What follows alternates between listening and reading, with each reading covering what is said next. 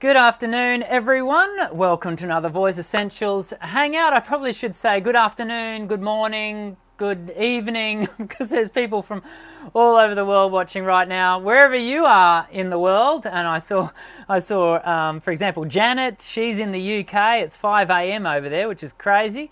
John from Toledo, Ohio, is here. I would only suspect that, John, for you, it's sometime late evening.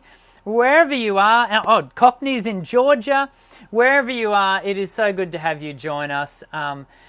We do these live hangouts every Monday, 2 p.m. Australian Eastern Standard Time, and it's a great way for me to kick off my week on a Monday. I really look forward to hanging out with you all and spending what generally tends out to be 50 minutes to an hour of our time together, where we talk nothing but voice, and we're going to do a bit of that today.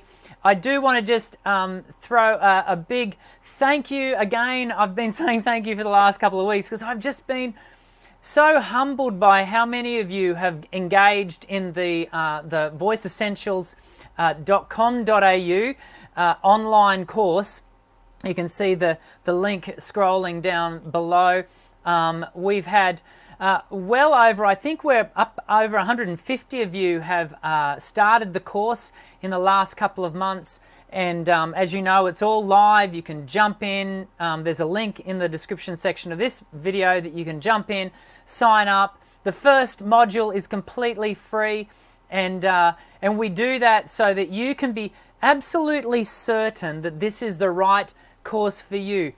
Look, I am not in this purely to make a fortune and to sort of strip people's pockets of their hard-earned cash. I really do want, at the end of the day, I'm an educator, and yes, there is a price because it costs money to put these things together, and I do have to feed my family, but equally, I really want you to be 100% certain that this is the right course for you. If you're a beginner or an intermediate who sings contemporary genres like rock, pop, country, indie, so indie folk, modern music theatre, then this course is going to really benefit the development of your technical aspects of your voice, and in doing so will help you with repertoire.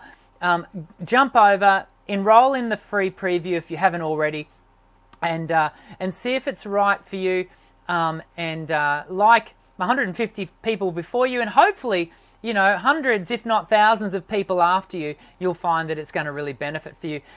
People have already started to post their performance videos up into the Voice Essentials community group, the Facebook group, which I was really excited to see. I'd been waiting for the first person to be brave enough, to be bold enough to upload their video, and already we can see the Voice Essentials community rallying around and supporting those people that have taken that opportunity to do so. So if you are already enrolled in the course and you're already in the process of doing that, make sure, if you feel comfortable to, there's not a prerequisite to upload your song, but I guess what we're trying to do is support you in your learning, and also for people to see that development, because the Voice Essentials process, the pathway that I've designed over many years, that has really become quite refined now, is one of steady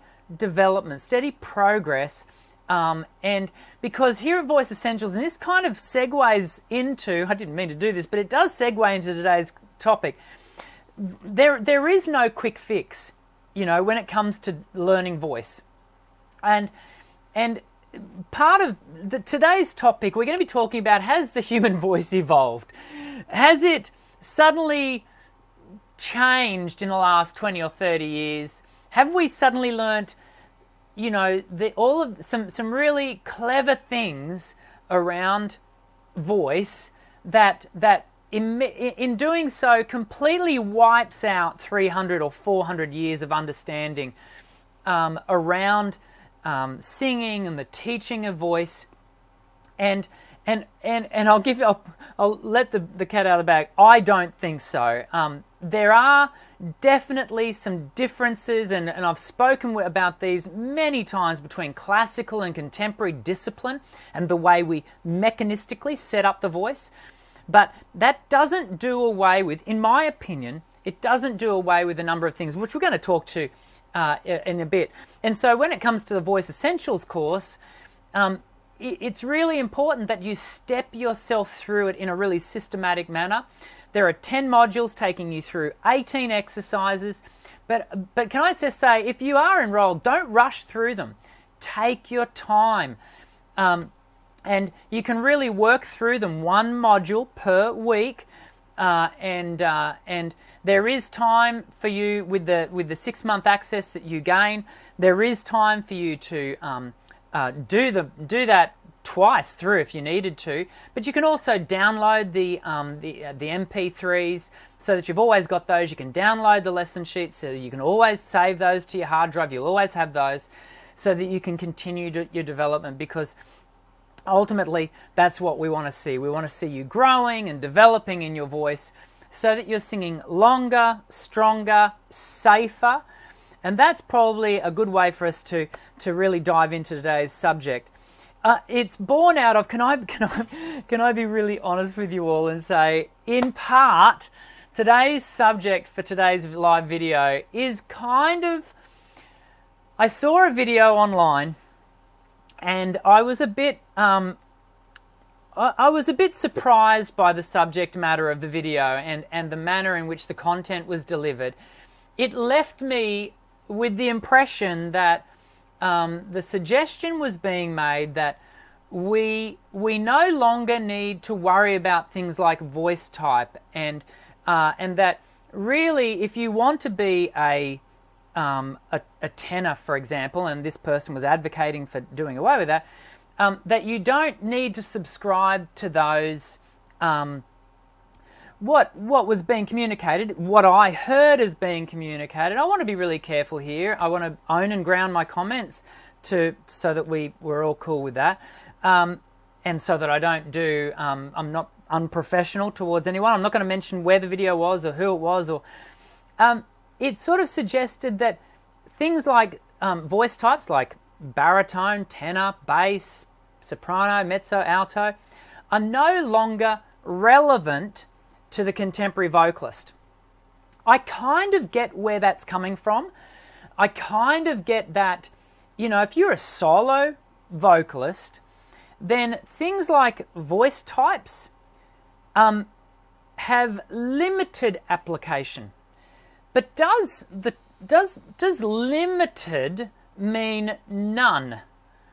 And in my humble opinion, I don't think so. And I kind of want to go into this because, online, and I've sort of been observing this over the last couple of years. Oh, by the way, make sure you're leaving your questions in the comments section as we go along. And as you can see, I always do. Why do I always do that? It's because on my screen it's that side. There's the live chat, as you can see. Hey, if you're watching this as a replay, leave your questions and your comments in the notes section below. In the comments section below. But if you're live, make sure you leave your comments for Linda to collate and to have a look at, so we can maybe answer a few questions later in today's show. Where was I? Talking about online recently. I've really noticed this growing view, and I've been getting a number of comments on some of my videos, particularly on my voice type video, which is one of my stronger performing videos, which many of you have watched, that you no longer need to classify the voice, that in fact, if you want to sing high, you can sing high. And people have been saying, I can sing right up to, I'm a guy and I can sing right up to XYZ point, and I can sing right down to here. It means I've got an octave, a 7-octave range and what have you. Now, that may well be the case. If that is the case, then they are certainly the exception to the rule. My textbooks that are peer-reviewed and research-based tell me that the human voice, on average, is anatomically between 3 to 3.5 octaves. that we can expect the majority of us, mere mortals, to work towards. But nonetheless, as our understanding about, moving through the range develops, we are seeing people starting to explore notes that tend to, for whatever reason, they are able to access whistle tone, for example, and those sorts of things. And so they suddenly have these, extra notes that sit outside those normal parameters.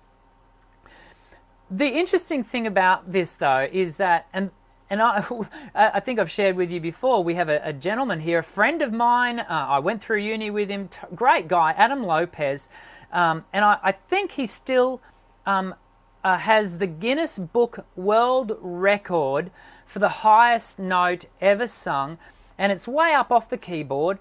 It's a freakish note, and it's very clever, and because he is a very clever singer. Hi, Adam, if you're watching. Mate, I think you're fantastic. But I think Adam would be the first person to tell you that that's not where he spends the majority of his time singing. It's a very cool, I don't want to say trick, it's a very cool thing to be able to add that, to enhance, to develop the voice a little bit more. But that doesn't mean the majority of the time. So, for example, Adam and I have done a number of corporate gigs over the years together, many moons ago, and Adam was hired to be the baritone, in a sense, and I was hired to be the tenor. And now there's no question that Adam can sing notes significantly higher than I can, but yet the timbre of his general singing is a deeper, which I was always a bit jealous of, a bit deeper than mine, and so he was employed as the lower voice than myself. And so it comes back to this idea that if just because you can sing, 4 octaves, 5 octaves, does that now mean that firstly we do away with voice type? And secondly, that the human voice in the last 20 years has suddenly evolved to the point where we no longer need to worry about applying the idea of voice type or voice classification. We go right back into the German school of Fach, the F-A-C-H, the Fach voice classification system, where I think from memory 29 or something voice classifications were sort of identified. Now this was in regards to classical voice and classical repertoire, specifically opera from memory, where they applied particular voice, the Fach voice system to particular roles. Now we certainly don't go to that nuance, but it does give us some insights into how nuanced we can become in acknowledging the various voice types that the human being, us as human beings, seem to have. Now, have we evolved in the last 200 years to the point where those no longer apply? Now, I don't think so. And can I be really clear? I'm not advocating that we return to the Fach system. I don't see a lot of value in us doing that. But where I do see value is in us being able to acknowledge that we have anatomical limits, that we are not superhuman. Well, certainly I'm not. If you are, more power to you. But I'm not. I often use the example of I have been born to be 5'8". And I that's what I am. I'm not 6'3", as much as I might want to be. I am 5'8", and I have to learn to be comfortable within my own skin, within my own anatomy, and therefore, a whole range of things that I do in life, I have to be able to do as a 5'8" person. Now, could you put me on a rack, the old medieval racks where they'd put them on and they'd, horrible thing to do to another human being, but they'd stretch them out and basically pop all their joints and stretch them out and It would make them longer, but it would do their bodies a lot of damage in the process, which is why it was torturous. Should we go looking to put our voices on a rack? You know, if I'm a tenor, can I stretch my voice? Can I put it on a technical rack and stretch it down to a baritone sound? Can I create more baritone timbre? Well, I can really work for that, and I've spent a good part of my career trying to do so. But I have to work really hard to achieve that. And the reality is, it is not a sustainable sound for me over the extended period of time of whether it be a gig, multiple gigs in a week, multiple weeks in a month. And so it comes back to this thought of prima voce, which many of you will have seen my video about this particular topic, where we talk about prima voce is a big indicator as to perhaps where your voice type anatomically sits. Yeah, your range might be from one point to the next, but your prima voce, your sweet spot, that octave to an octave and a half where your voice anatomically, comfortably can sing for really long periods of time, and that is going to give you a good indication as to what your voice type is. If we do away with these kinds of boundaries, and then incidentally in the video I then go into talking about the anatomical features, the unique features of your voice, your vocal tract length, your laryngeal size, a whole range of anatomical factors that make up your unique sound.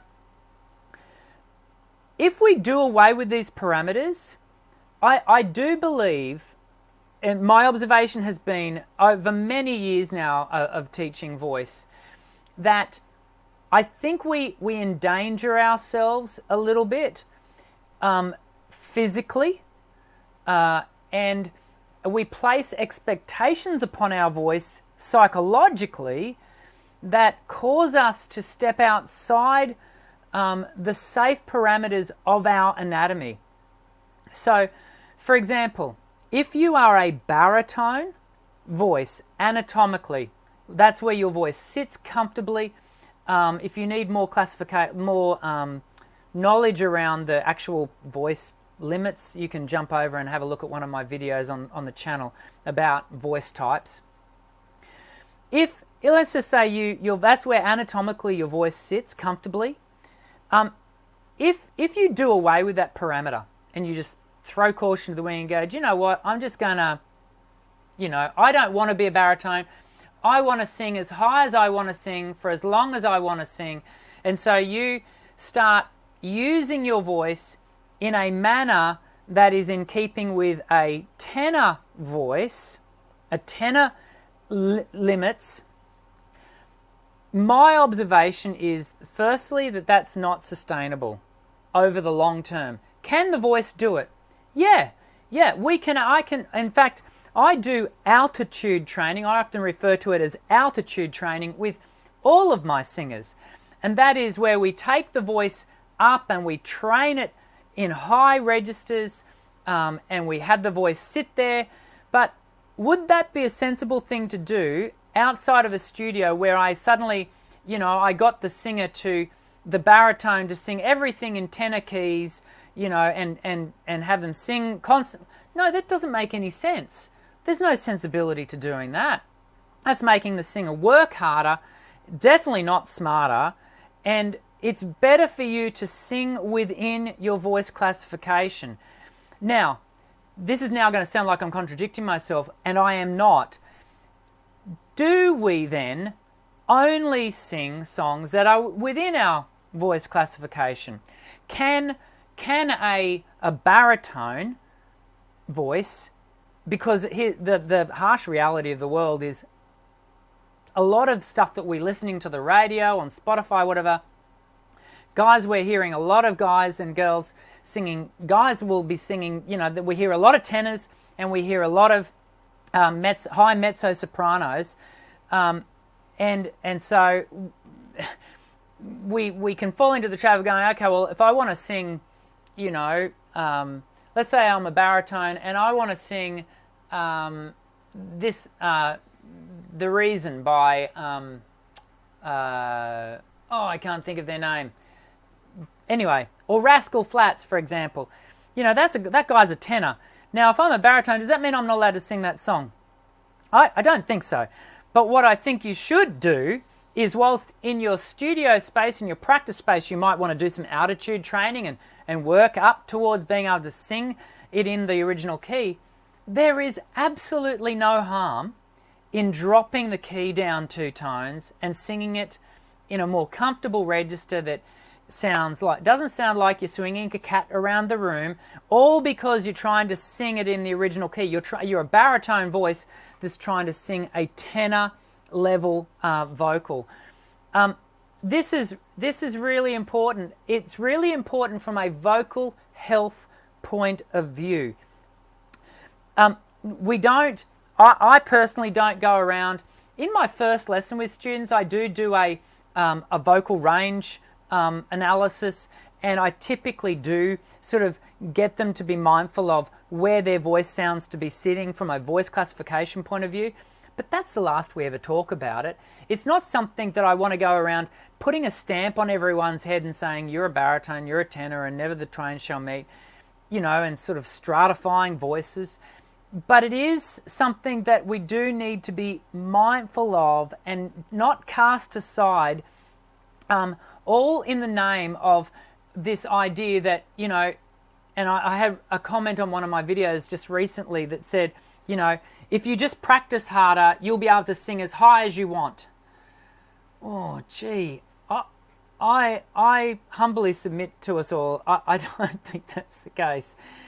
And can I let you know that when I saw this video that I referred to earlier, I went, oh, have I missed the memo on this? Am I really out of date on this particular subject? Maybe I am. Maybe I'm completely out of. So what I did was, I very nervously put the question to a closed Facebook group that I'm a part of some really high-level singing teachers from around the world, and I threw the question out to everyone, and I said, have I missed the memo? Teach me, I'm willing to learn. Have I missed something? They all came back saying, actually, sorry, can I say not everyone came back saying this, but the majority of people came back saying, no, it is important that we don't communicate to people that, that you can learn to sing as high as you like. If your anatomy is, one person put it like this, if a cello walks into a room, it can't leave the room at a violin. I thought that was kind of cute. You can't suddenly make a cello into a violin, and you can't suddenly make a baritone anatomy into, I keep referencing baritones because it does tend to be baritones that really want to be tenors. But can I remind my baritone friends, which is the vast majority of the male population, I've spent my career wanting to be a baritone. We all want to be what we don't have, and so I encourage you, I implore upon you, embrace you. You can't be anyone else. You only get one hit at this in life, to be the best you can possibly be. I listen to, how would we be if Michael Bublé had decided, I hate being a baritone. I don't want to be a baritone. I'm going to go and be something else. Well, we wouldn't get to listen to those rich, chocolatey, full tones that Michael Bublé brings to the stage.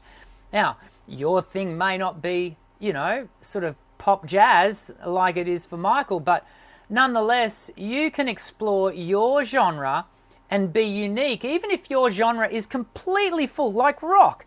70s rock was completely full of tenors.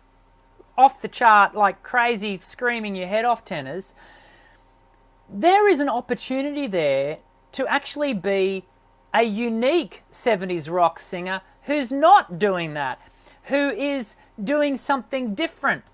That's what we want you to be. And I do get that many... I'm raving here, aren't I?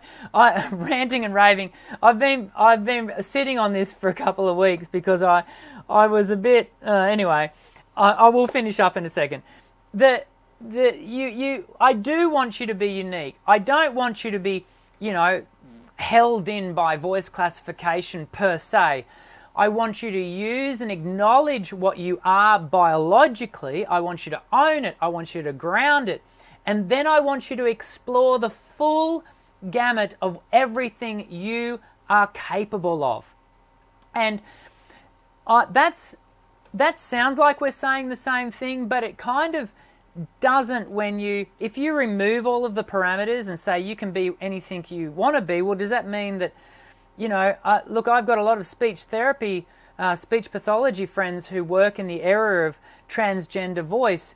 They will tell you that it ain't that easy. For people who are doing that transition from male to female or opposite from female to male, it is not an easy thing to do. You can't just easily set aside or simply set aside the genetics. You have to do some really significant things to change gender, but you also have to do really significant things to become to want to be a tenor. So I'm gonna pull it up there because I'm getting a little bit carried away. I really want to just say to you all, be the best you that you can possibly be. Own who you are, what your voice classification is. If you're a baritone, be a great baritone.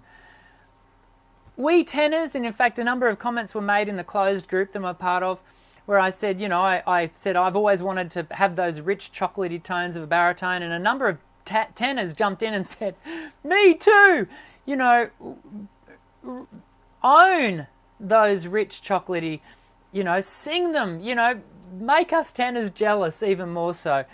I hope that has been helpful. I hope it's encouraging to you. I hope it reminds you to be safe with the use of your voice. Be very careful what you listen to here online. And that's not to say that everything online is wrong, and it's certainly not to say that everything that I say is always 100% right. As you know, many times I've corrected myself. In fact, we're going to have Melissa Cross from Zen of Scream. For those of you who know, Melissa Cross is hands down one of at least one of two, if not the top three world experts, like seriously leading world expert on distorted voice. Melissa is coming onto the show in May. I thought I'd lost her, but she was so busy she hadn't got to her emails. So we've locked in a date. The 20th of May, she's going to come onto the show. Now, she's already given me the heads up. She has seen one of my videos. She has disagreed with something that I've said. And so we may have opportunity to talk about that. And you know what? I am almost certainly going to learn something through that process. We're not suggesting, this is not a space. Always remember, Voice Essentials is not a space where we, claim to know it all, where we claim to be perfect in our dissemination of knowledge. Knowledge is an evolving thing. Knowledge is something that we are developing in. I do my very best to give you every, research, understanding, evidence-based information that is peer-reviewed and what have you. But occasionally we get it wrong, and I get it wrong, and so I'm always happy to own that and learn, because that's what we're doing. We're all learning. So be very careful, of those places here on YouTube or online where there doesn't seem to be that permeability, that sort of openness to learning by the person that's delivering the information, because it can just get a little bit tricky in that. Wow, I just went on for a bit longer than I'd expected to on that subject. Evidently that's been sitting a little bit... I don't know whether I feel any lighter for going through all of that or not. I'll be interested to read your comments and your questions in a moment. We are going to spend a bit of time looking at some of your questions and comments in a second. So let's do that now, because I think some of you are going to have some things to say. You may even disagree with me.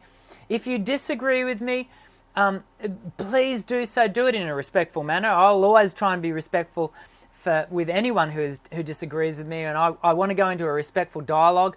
Again, because I might learn something, and I'm always open to doing that. So let's go to some Q&A, and we'll finish off today's hangout by doing just that.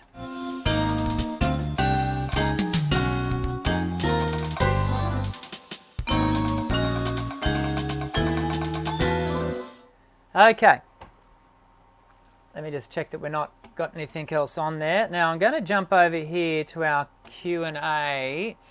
I'm sure we're going to have plenty of questions. So Matt. Lots of people. Today's questions Linda's writing in there. Matt, would voice evolution include how my voice went from high tenor to really deep? No, I dare say, Matt, you're referring there to your mutational stage where you went through puberty and your high prepubescent voice mutated, transformed, metamorphosized into the bass voice that you now have. That's different. That's not what we'd refer to as longitudinal evolution. That's what we'd refer to as growing up. But once it settles into its adult version, there is virtually nothing that anyone can do to change that.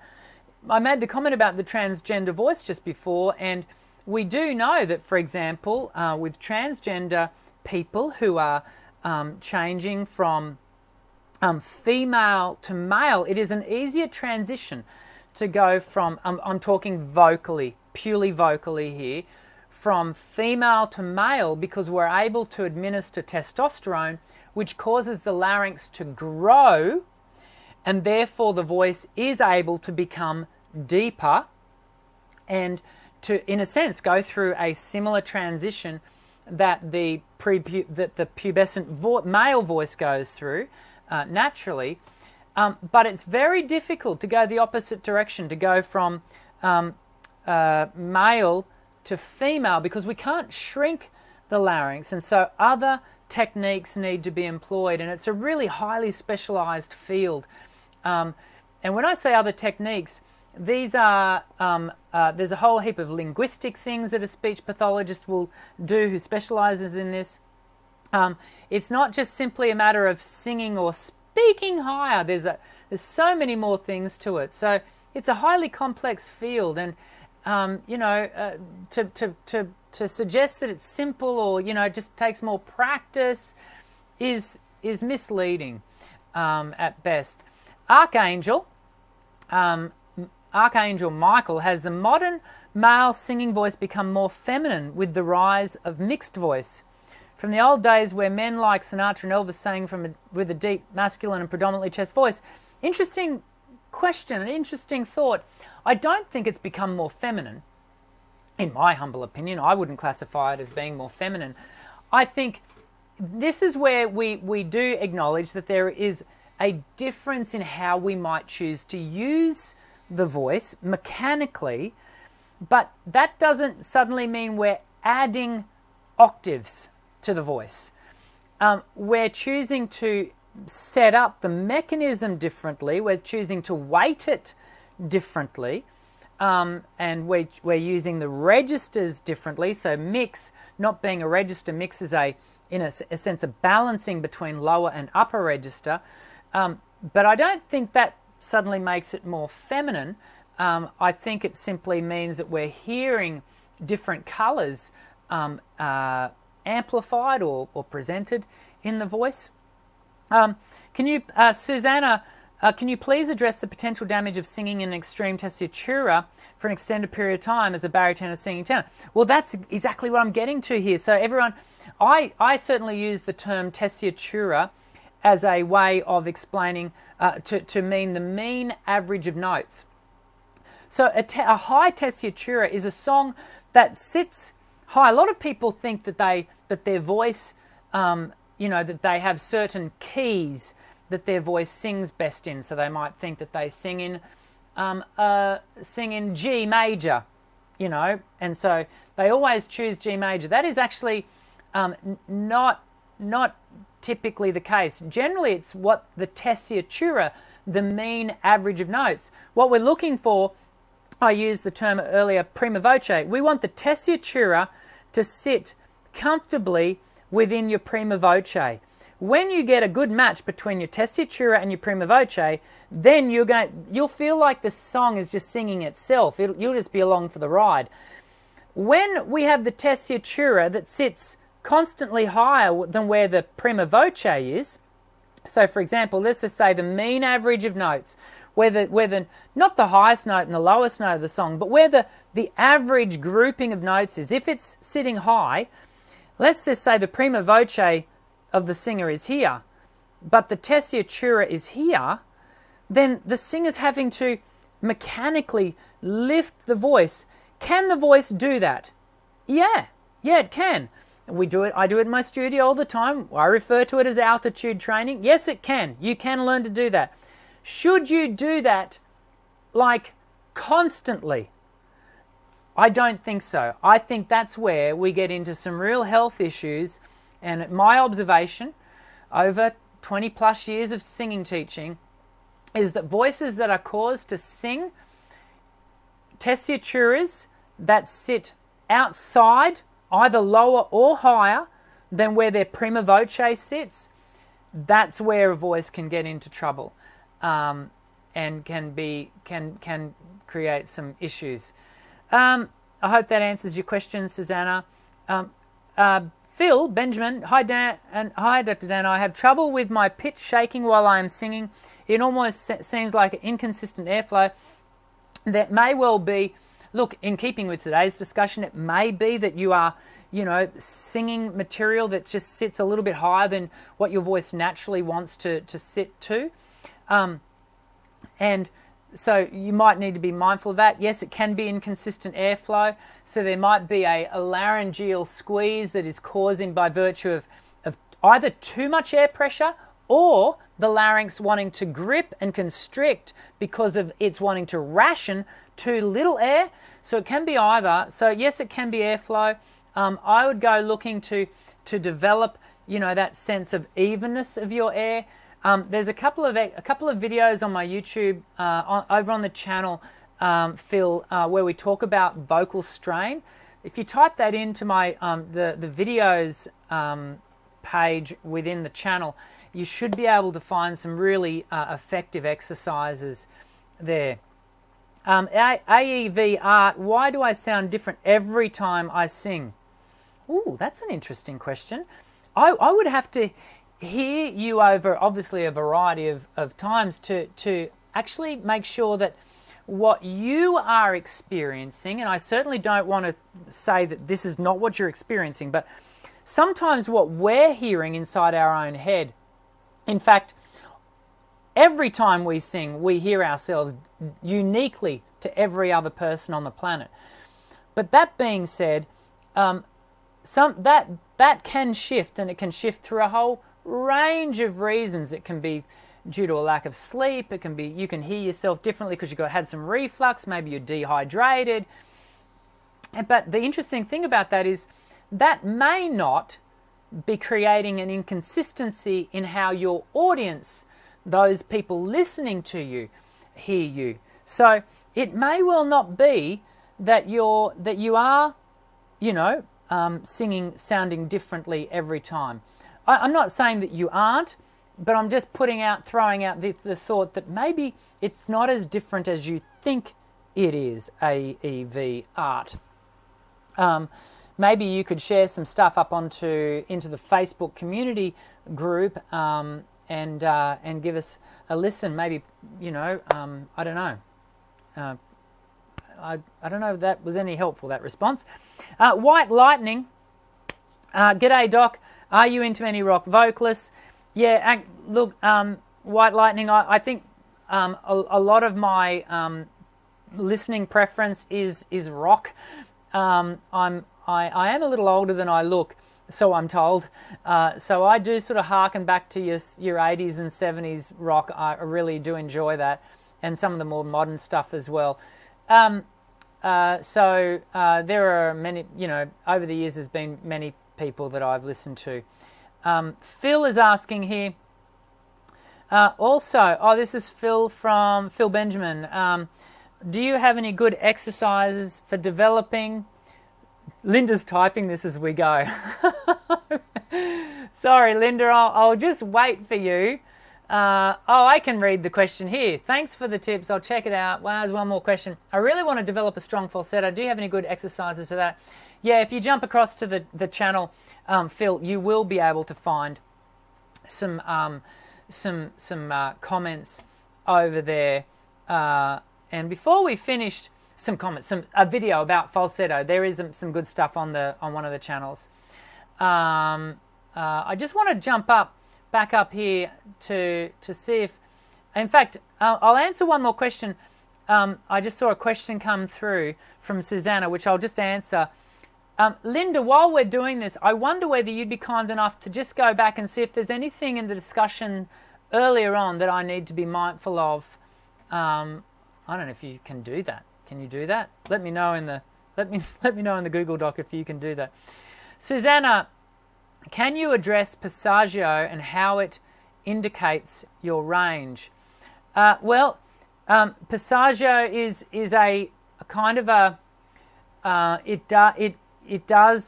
it is a part of the picture, though we do know that acoustically the Passaggio seems to sit in a not dissimilar place for all of us. And in accordance with our vocal tract, which is biologically, the length of our vocal tract is set, it's not set in the sense that we can, change it and we can extend it and we can, shape it. And therefore we're able to influence where and how our passaggio takes place, but acoustically it happens in very similar spots along the keyboard. So it does have a bearing, the passaggio, but equally not so much. And in fact, this could be a good question. Linda, could you make a note in the Google Doc? I'm making Linda work today. Has everyone noticed how much I'm relying on Linda? Let's make this a question for Brian Gill, who is joining us next week. We've got Brian Gill. Brian Gill it was said to me once in the last 12 months or so that Brian Gill is possibly the next Johann Sundberg or Professor Titzer, two of the leading world experts on voice and voice research. Brian Gill is kind of the 21st century version of them. This guy is a genius when it comes to how his understanding of voice. I'm really looking forward to having him onto the show. I think that question will get a much more detailed and nuanced answer, Susanna, to that question from Brian than I'm able to give just off the top of my let's ask Brian next week is what I'm getting at. Let's do that. Oh dear. There was some there was some discussion earlier in today's chat around how hormones play a big part in female voices. Male voices, Karen mentioned diet, e.g. hormones. Yes, look, I don't know to what extent hormones in food has an impact on our voice. I would have to read the research on that. Definitely, ladies, unfortunately, when it comes to your hormone fluctuation on a monthly basis and throughout life as you move into menopause, there is a significant impact for many women. And in fact, there is an acknowledged, researched phenomenon called premenstrual voice syndrome, PMVS. I've got a whole video on that on the channel. You can go and check that out. We see a peak and a drop twice throughout the menstrual cycle, once during ovulation, once just prior and directly into menses. Yeah, ladies, you've got to contend with your hormones in a significantly, significant more way than we guys do, and that is an added challenge to the female vocal development. The estimations are about 30% of women will really struggle with this on a monthly basis, and then I don't know what the statistics are for menopause, but even around pregnancy, there can be a significant women. I've had many students over the years that have really experienced significant change after giving birth, after pregnancy. So, yeah, there's some stuff that goes on there, ladies. And again, it's biology, it's anatomy, it's there's nothing that we can do to change that. We do know that things like the significance of those hormonal fluctuations can be mitigated, can be controlled by things like the oral contraceptive, but it is not for me to have that discussion with you. You need to have those sort of conversations with your family doctor or your gynecologist, obstetrician, and talking to them about that. Okay, I'm going to wrap it up. There's been a really great hangout with you all today, and hey, look, don't forget, let me just grab this. Don't forget, if you haven't already enrolled in the Voice Essentials online course, do so, get into it, engage with it. I think you're going to really enjoy the process, the pathway that we're taking everyone along. Certainly getting a lot of really positive feedback in regards to the work that people are doing. So I hope that you can jump in and participate in that over the coming weeks and months. But we will be back same time next week. We have a new video going live on Wednesday, a pre-record video. I'm going to be talking about the 5 main barriers to learning to sing, facing every singer. There's not a singer on the planet that doesn't have to sort of confront these barriers. I don't just give you the barriers, I talk about how to overcome them. So make sure you have a watch of that video, and then next week when we come back for the live chat, we're going to be having, as I said, Brian Gill, legend, and I sat on a panel with him in Sydney at a voice conference last year, and so I'm really looking forward to having him come on and share what we are. Again, I don't think we ever have a guest onto the show where I don't learn something, so it's always a privilege for me as well as you for these people to join us. I look forward to seeing you next week when you'll always hear me sign off every video. I'm Dr. Dan. Sing well.